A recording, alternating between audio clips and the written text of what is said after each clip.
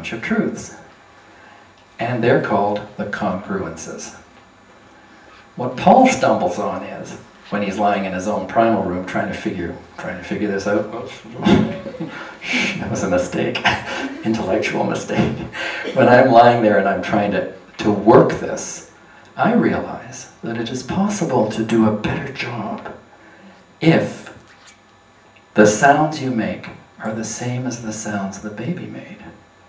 So if I'm in some balled up physical position, because that's what my body wants to do, and I'm doing crazy baby sounds, like, like this kind of thing, I'm getting attention from birth, around birth, and I'm not a big birth person, but this particular tension from around birth is coming up and coming out of me because I have made my external self absolutely congruent with the baby. The sounds I'm making now are the same as the sounds that I'm making then.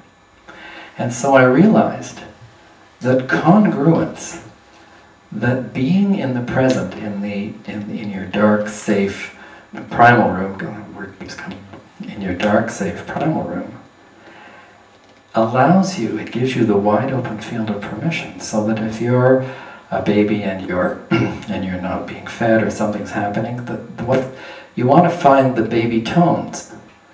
If you're a young boy or girl and you have a really heavy-duty critical mother who's at you and at you and at you, you want to create her tone. What are you doing? What are you doing? So you're lying in the primal room and you're trying to exactly become congruent with the early situation. And there are many ways to become congruent. There's tone of voice, there's body position.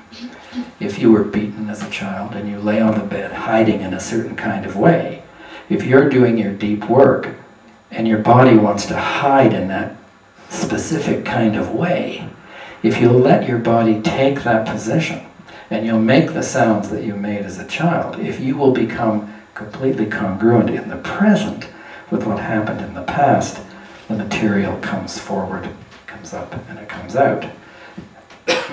And if you care to access my book on the web, there's a chapter that deals with all the different ways that we can become congruent.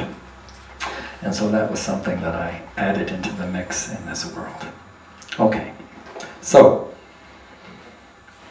the question is, how do we move around?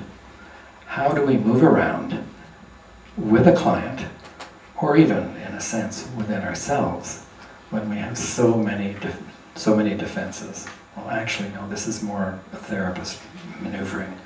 Because people don't just come into your room, lie down and start screaming. Somebody did once, actually. They got up, they ran out and said, "I'm never coming back."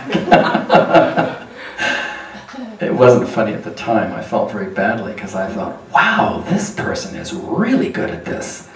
But it happened so fast that she scared herself to death and she never came back. So therapy should unfold in a reasonable kind of rate, in a way that people can integrate, although you can't always guarantee that. Now, I'm getting so carried away with this, I'm forgetting that we could use a break, and this is a very good place to take a break. So let's take 10 minutes or 15 minutes, and then we'll come back and we'll answer the question.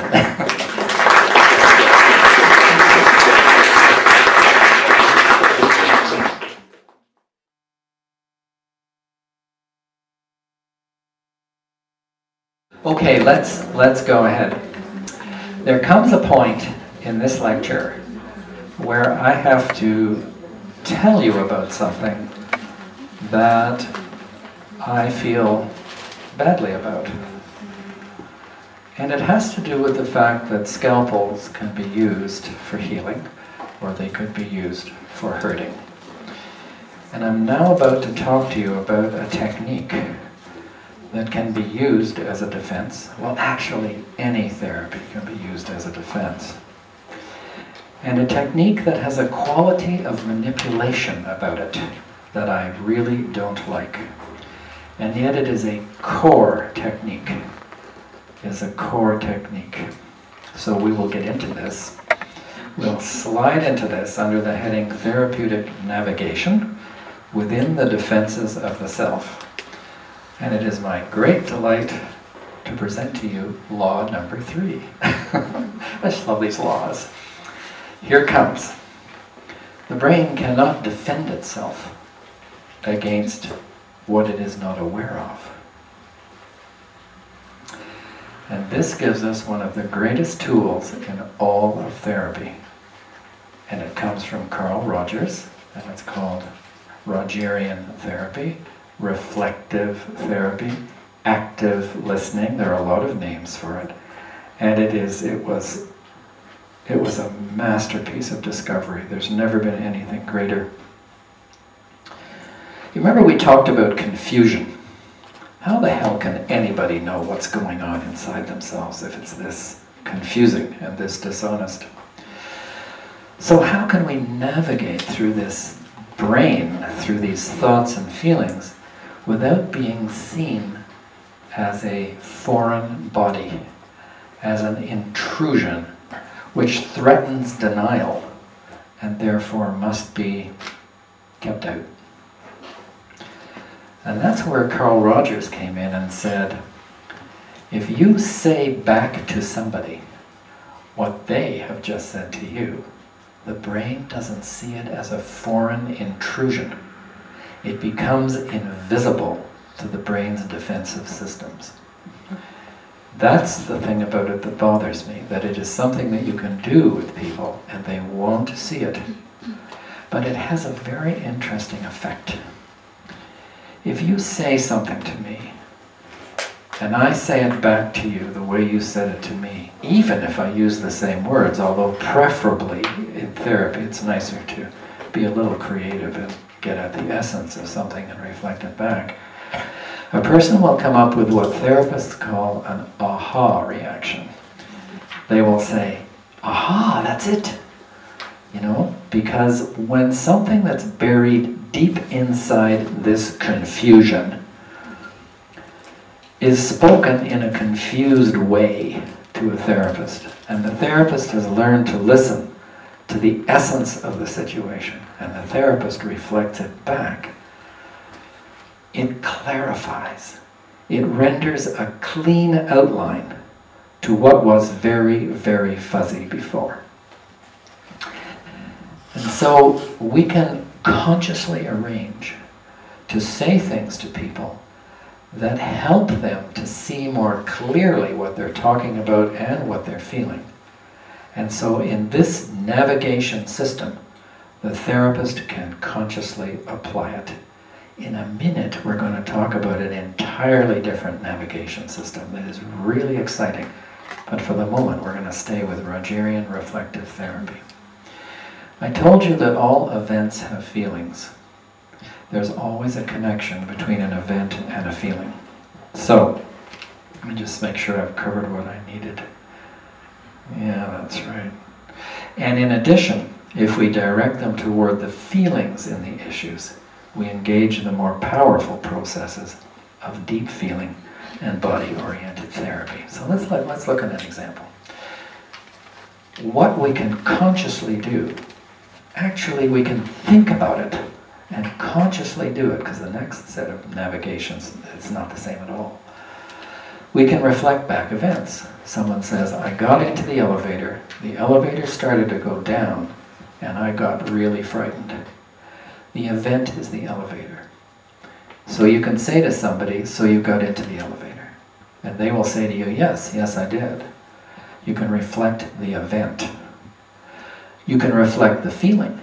So you can say to the person, so at that point you started to become afraid. And they will say, yeah, I really did. See, they don't hear. You're so in sync with what they're doing that there's no resistance to you. And they see, and they see things, they sense it more clearly. And that allows them to move to the next connection. But let's just stay with the elevator and the fear. We've reflected the event, so you got into the elevator. We've reflected the feeling, so you started to feel really anxious. You can reflect the feeling-event connection. So it was when you started down in the elevator that you really started to become afraid. So now you're putting the two things together. we can also reflect themes. And didn't you tell me last day that when you were rooting around in your closet for a pair of shoes, you started to feel frightened? Yes, I did. And so you can connect the two things. It's best not to just try when someone mentions something twice. Don't touch it yet. Wait until they've said it 3 or 4 or 5 times, so that when you bring it forward, they'll say, so last week you talked about being afraid in a closet, and now you're talking about being afraid in an elevator. You were afraid in both of those small spaces. Now you see you're adding a little something in, but it's not really a big jump. And the person says, yeah, that's right, you know. Now that I think about it, in the last few months, it's been the small spaces. So you see, by the simple act of bringing out into the world and letting them see and